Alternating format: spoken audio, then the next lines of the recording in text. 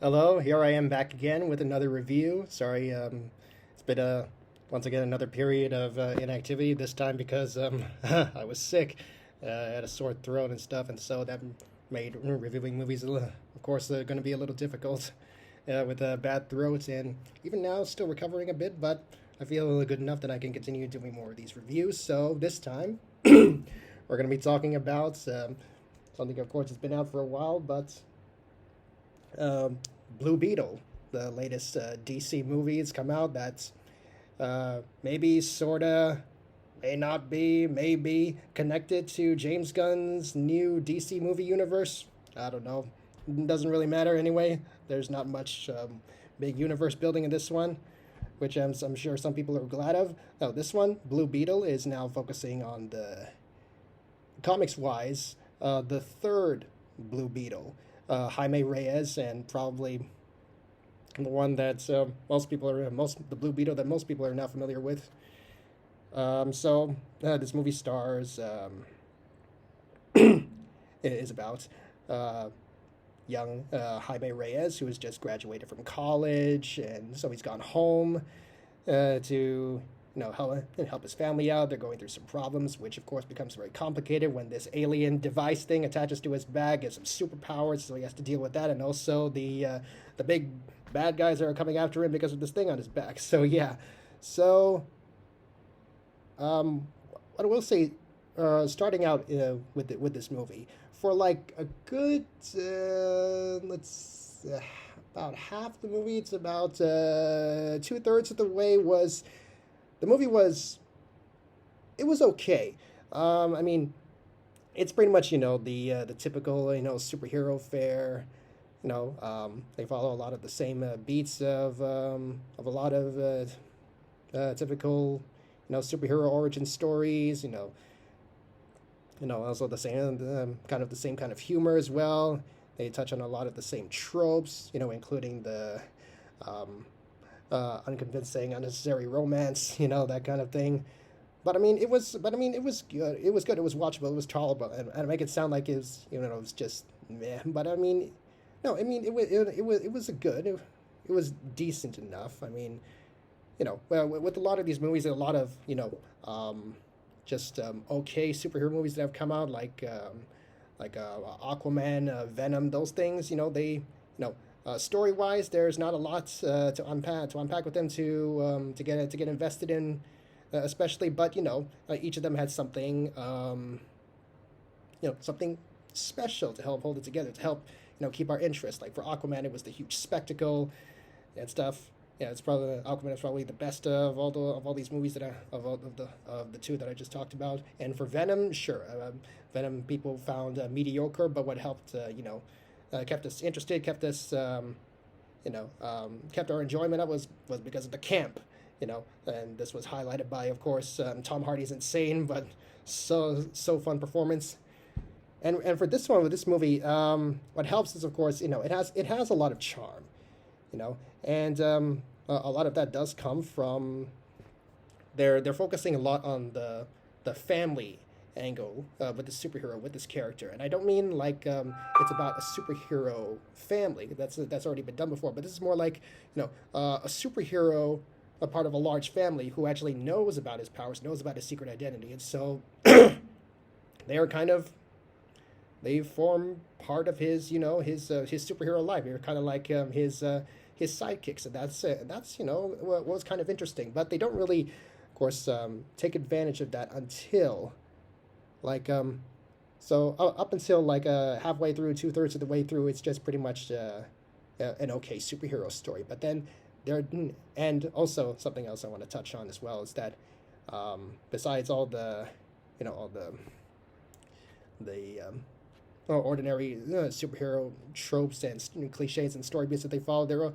This is also one of those movies where they want to try to say something important, right? But they don't. But none of the stuff they talk about really leaves any impact. So, like, of course, Jaime Reyes, as portrayed in this movie, is a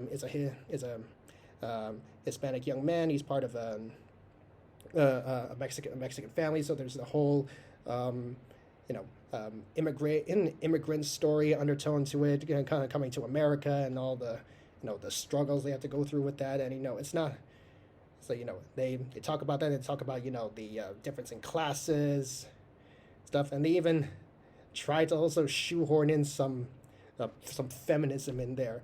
And I'm telling you, if I have to hear one more time in one of these movies where the main female character feels the need to say, I can take care of myself, I'm telling you, if I have to hear that one more time, I swear my eyes are gonna roll back up inside my head and then never come back down. It's just following all those kinds of cliches, and with this kind of family, I mean, it does help. They obviously want to ground this in something, something relatable, something real, and for this kind of family, I guess it does make sense. This is a Hispanic American family. They come from Mexico, so obviously, even though I'm not too familiar with what it's like over there, because I'm not. Wasn't born in America, wasn't raised in that culture. So, but I mean, of course, that whole idea of them being immigrants, of course, it's ingrained in them. So it's a natural part of them. But of course, they talk about these things, and also, about the difference in classes, the rich and the poor, and all that. But it really does feel like they want to say these things, just because they want to sound and feel important, where none of that really leaves any impact. So yeah, all that is all part of all the just okays superhero story that we follow for like halfway and 2/3 of the way through. But there is a point, right, where it actually gets really good, for me anyway. And it's at a point where there's this major emotional high point of the story, let's say, where something happens to a character significant to Jaime, and then Jaime also gets captured by the bad guys. As I said, the bad guys who want to go after the alien tech, as that's attached to his back. It gives him his powers, and at that point, that emotional high point I'm talking about, it is very effective, and I think what helps it is because they built up, this whole, they took the time to show this. Jaime's closeness with his family, and his, the families themselves, the father, the mother, the siblings, the uncle, and all that. And so it helps, what happens in that moment, the emotion, stuff like that. It helps it, it makes it effective. You felt it when the moment happened, and even after, when Jaime is taken out of the story for a bit, because as I said, he was captured. The spotlight then comes on to the family, who now have to help him out with all these like superhero gadgets that they find from the previous Blue Beetle's hideout. Yeah, this is getting into story details. It'll make sense. It'll make sense when you watch the movie. But yeah, so the family gets their hands on a bunch of tech, and they have to go rescue Jaime, and all that is a lot of fun, and it's really cool, and helps bring out more of the personality of these characters, especially one character in particular. Well, before going into this movie, people were probably expecting, George Lopez was probably going to be like the scene stealer, or the guy who's gonna, he's probably gonna be the big comic relief, the guy who's gonna make the biggest impression, whether for better or worse, in this movie. And yeah, I mean, his character, it's he's funny here and there, and he's a decent enough character on his own. He's like the loser uncle who lives with the family, who's can't really hold down a job, but he's very smart and all that. But for me, the real scene stealer was the Jaime's grandmother, who really gets to shine at this point of the movie. When they're gearing up to go after Jaime, and yes, and yeah, this grandma is like she really starts to come to life, and becomes kind of like probably the most interesting character in the movie, because we get hints as to this backstory about her, and we get to see more of her, like this crazy grandma personality come out. And she was a lot of fun. The grandma, played by Adriana Barraza. Yeah, no, she was great. But also, the family comes to save him, and it's all that is a lot of fun. But they save Jaime, and then of course it manages to transition back into Jaime's story in in a decent way. It's not like they've forgotten that Jaime is the main character. They come back to that in a good way. So yeah, for so that last third is was a lot of fun. Was that's where the movie really got great for me. But even then, the movie still overall is kind of like all over the place.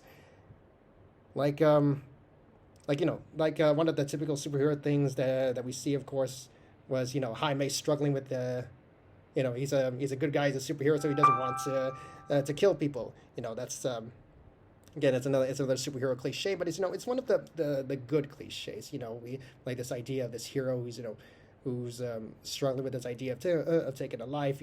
Some people find it tiresome, but it's one of the good cliches. But as I said, in that last third, there's a lot of fun stuff, but we also see like the family. It's a lot of like the good guys when they're fighting the henchmen of the bad guys. I mean, no, they straight up like I know they're like in a lot of these stories, the henchmen are kind of like, well, they're not real characters, so they're kind of like canon fodder. We can do whatever we want with them, but it's not like um they get taken out in such a way where it's kind of ambiguous whether they die or not. No, these henchmen are taken out like in clear, very obvious, very brutal ways, and a lot of them by this family, not even by Jaime and stuff. So it's kind of like there's a bit of a it's like, okay, so we want to say that the good guys shouldn't kill, but then we see that the other so-called good guys are still killing the bad guys, and even though they are bad guys, but they're straight up murdering these people.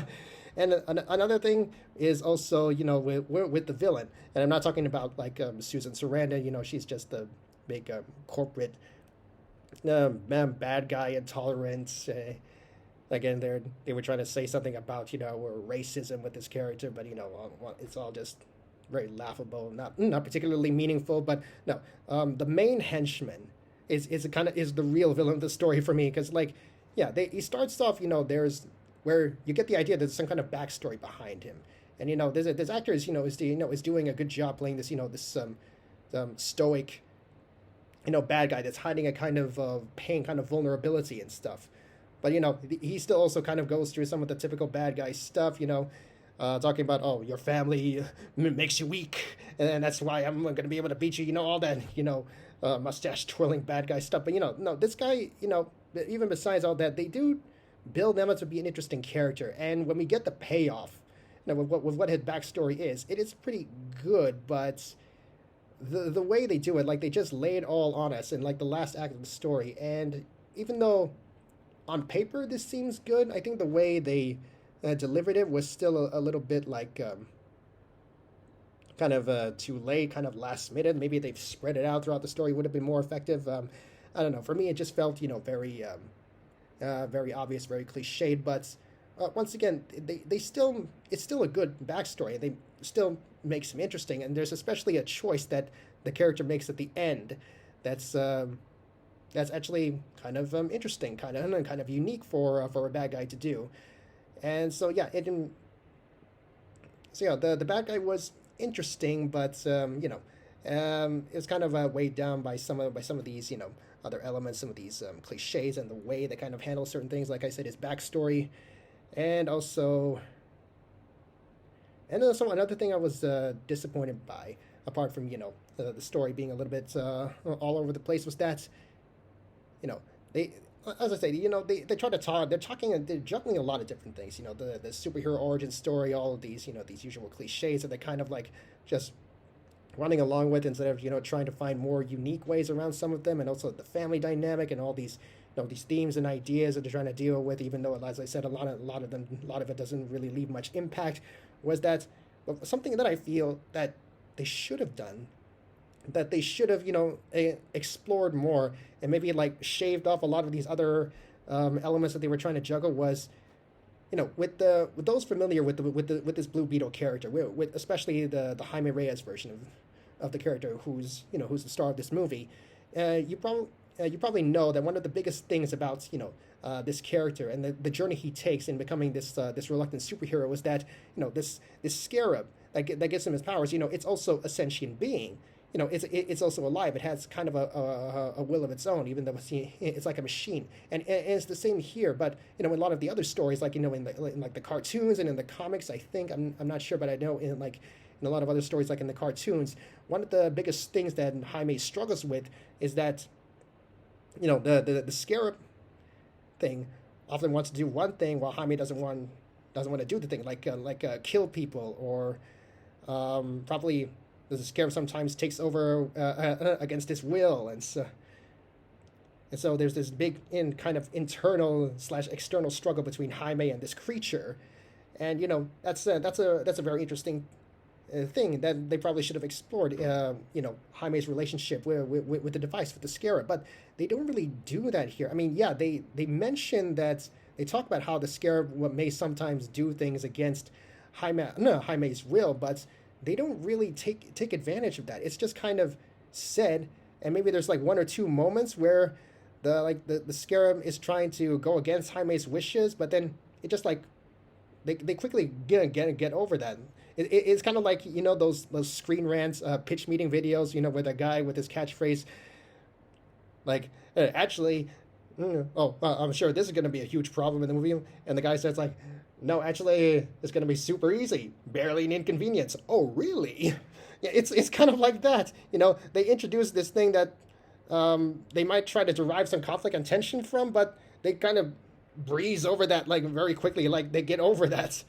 Like so fast, so it's that kind of thing, and it's part of the whole thing where this movie is kind of like all over the place. But I can admire that they want to try all kinds of things, and they really want to just embrace kind of like the fun and the camp and the just the craziness of a superhero story, and part of that helps keep it afloat, but some of it also kind of is like dragging it down.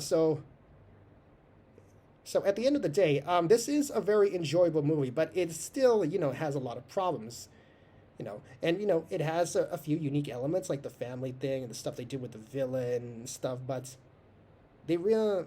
but yeah, it still has a lot of issues and a lot of things that they probably could have and should have done, but they didn't. Instead, they're doing all kind of these other things that a lot of it doesn't leave very much impact. But no, it's the movie's still enjoyable. But it's just overall, it's a good movie that could have been better if they had just overcome a few. If they had just took a little bit more time to really refine it, I guess. So I guess I'm gonna give it like a shiny bronze, rusty silver kind of rating. So yeah, I mean, you go watch this. I'm sure you're gonna have a good time, especially if you take your family. I'm sure you're all gonna have a good time. So, no, take this as a casual recommendation, if you will. Right. Well, hope you enjoyed, and look forward to more. Take care. Bye.